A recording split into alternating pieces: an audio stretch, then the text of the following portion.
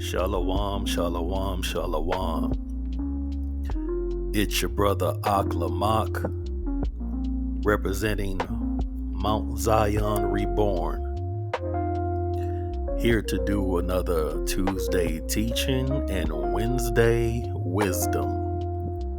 Now, this teaching is not for the faint of heart.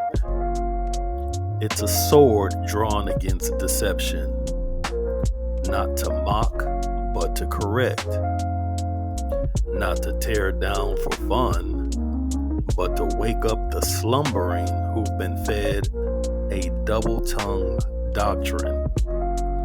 We're not here to play church or to protect tradition. We're here to defend the truth of Christ as it is written. So this ain't a Trinity debate. It's a direct strike at the double-tongued doctrine that says the Messiah was God in the flesh, but then turns around and blames the flesh whenever the Messiah speaks with limitation, obedience, or subjection. So which is it? If in him dwelleth all the fullness of the Godhead bodily, Colossians 2:9, then how is the flesh suddenly stronger than divinity? How is omniscience now on pause? How is obedience treated like inferiority? These contradictions don't line up with the scriptures. They only serve to protect tradition and sidestep the uncomfortable truth. Jesus Christ, Yahawashi Hamashiach, was sent, taught, and empowered by the Father, the highest, period. You see, Christians have invented a built-in excuse system. Christianity has turned Yahawashi into a split personality puppet. Whereas 1 minute he's God in the flesh, and in the next minute, God manifested in the flesh gets a smooth reminder of who's really in charge, the flesh. Crazy work. But that's the doctrine that they teach. When the Messiah says something they don't like, such as the Father is greater than I, they pull the flesh card. When Christ says that the Father is the only true God in John chapter 17, they say, oh, that was just his flesh talking. But somehow when he walks on water, raises the dead, or forgives sins, oh, that was God manifested in the flesh. You can't have it both ways. So, does mortal flesh get to bully divinity whenever he sees fit? The Most High in bodily form gets silenced by the flesh he's wearing? That's the Christian doctrine that you guys defend. Either he's the Most High, or he's the one sent by the Most High. You don't get to toggle between the two depending on the verse that you read and the verse that you're afraid of. Let's be real. You're not defending the truth. You're defending a fantasy, a religious reflex passed down to make the Messiah fit a theology he never taught.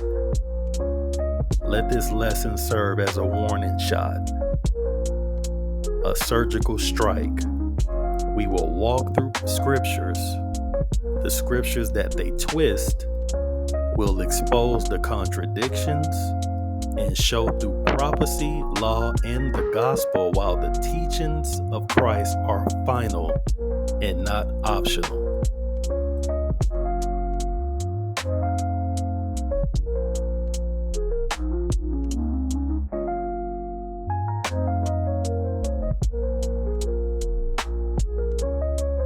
So, they say he's God in the flesh, but when he says, I can of my own self do nothing, they'll say, oh, that was just his flesh talking. They also say he's the Most High, come down to earth. But when he says the Father is greater than I, they'll just say, oh, that was just in his humanity. So let's ask the real question.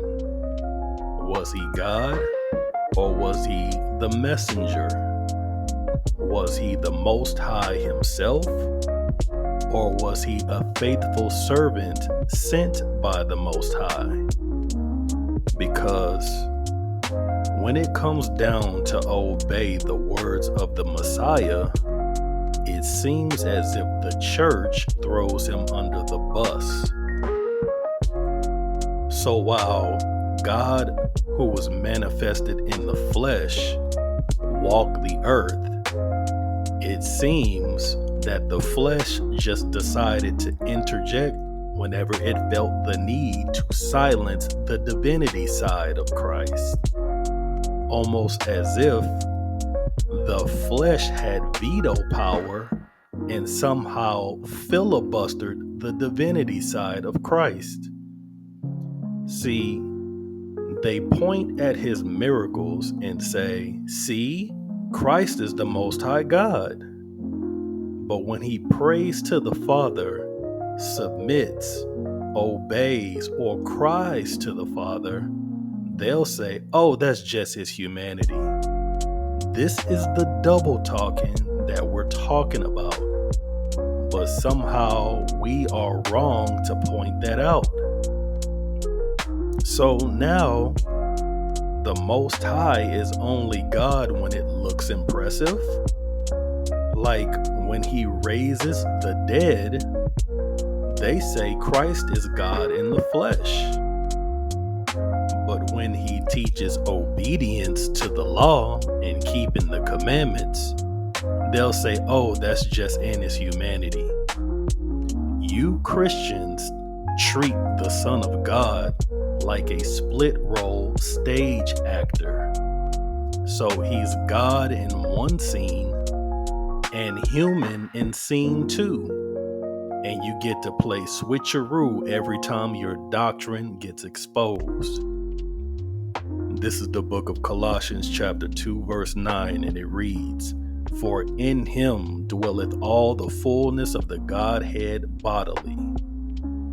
So then why is the flesh suddenly stronger than that fullness?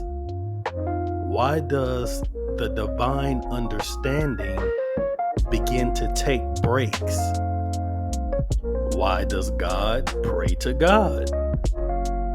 Why does omniscience get paused every time he says, I don't know? This is a spiritual assassination of the cowardly doctrine that blames in his flesh or in his humanity every time the Messiah says something that they don't like. Do you serve our King or not? Do you accept him as the master teacher or not? Who gave you the authority to modify his ministry whenever your doctrine conflicts with it? And here's the real problem. They just don't want to submit to the words of the one Yahweh sent. So they downgrade his authority with weak excuses just so they can override his teachings with church tradition. So when he says, I can of my own self do nothing, the Christian response is, that was just in his humanity. Listen up. If the flesh inside Jesus is strong enough to stop God's power, then who's really running the show? You're telling me that the very vessel, the flesh that's carrying the fullness of the Godhead is stronger than God himself? This is blasphemous nonsense. The Godhead in him isn't on pause or playing defense while the flesh takes the wheel. The flesh never overpowered the divine nature because the fullness of God dwells bodily in him. So when Christ says, I can do nothing, he's showing perfect obedience and unity with the Father's will, not some internal tug of war where the flesh is winning half of the time. If you say that's just the flesh limiting him, you're saying that God is weaker than human flesh. That is a blatant contradiction and a mockery of Scripture. This is the deception that Christians swallow to excuse denying his authority. Now, this is the point where they get all upset and begin to threaten you with hellfire. You're going to hell. That's the escape route Christians take when Yahawashi says something that doesn't fit their theology. This is the book of John, chapter 13, verse 16, and it reads, Verily, verily, I say unto you, the servant is not greater than his Lord, neither he that is sent greater than he that sent him. And what do Christians say? Oh, that was just his humanity speaking again. Every time the Messiah speaks truth that destroys their man-made theology, they wave it off as if he caught a case of being human. So now, Christ, Yahawashi's clarity is somehow your problem. Every hard truth gets tossed in the flesh bin to keep your creed alive? But read the verse again. It's a universal principle, not a moment of weakness. The servant is not greater than his Lord. He that is sent is not greater than he that sent him. This is foundational order, a spiritual law of rank, not a temporary limitation. He's not confessing inferiority. He's teaching divine structure. And he doesn't say this in a moment of doubt. He says it with verily, verily, a truth-stamped declaration. But the modern church just can't accept that. So they run the same tired defense mechanism. Oh, that was just the flesh talking. Every time Hamashiach Yahawashi exposes your false doctrine, suddenly God in the flesh turns into just a mere human being. You can't keep saying that he's the Most High in the flesh and then treat his own teachings like they need a divine override. You can't say he's fully God and then throw his words in the trash every time he tells you, I was sent. You're not following Christ. You're silencing him. He was sent, taught, sanctified, and anointed, all by the same source, the Father, the highest.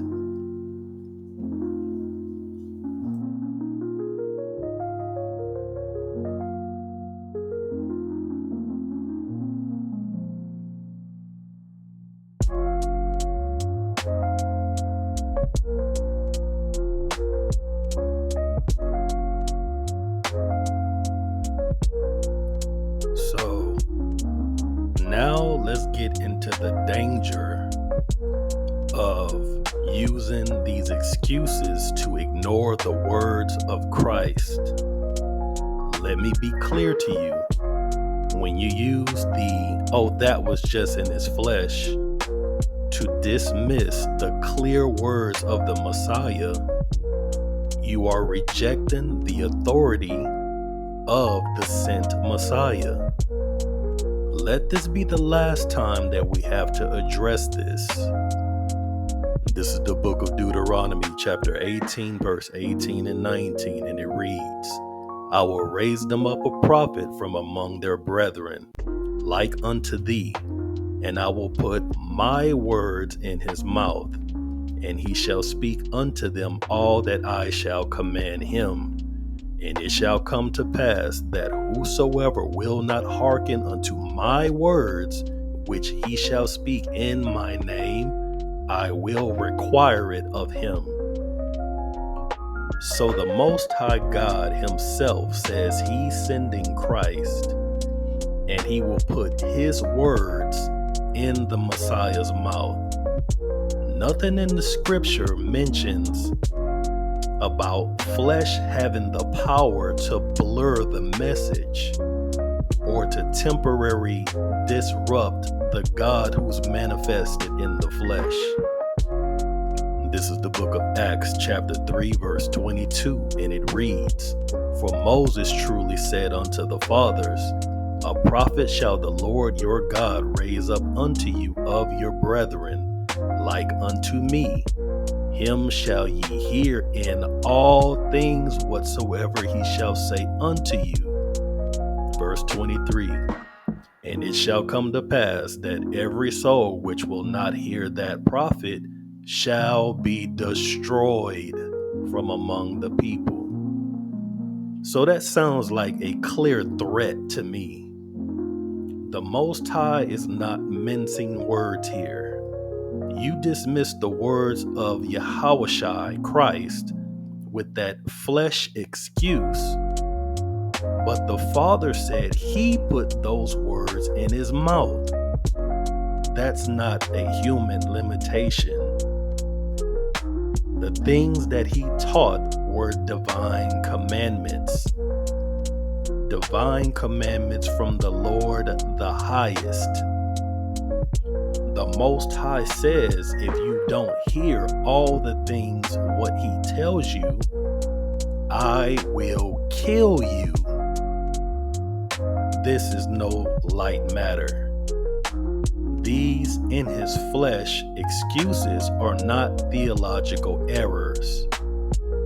They are a clear sign of rebellion with eternal consequences. Your failure to listen to him comes with a life and death ultimatum from the throne of heaven. I think you should start considering who you should be giving your ear to.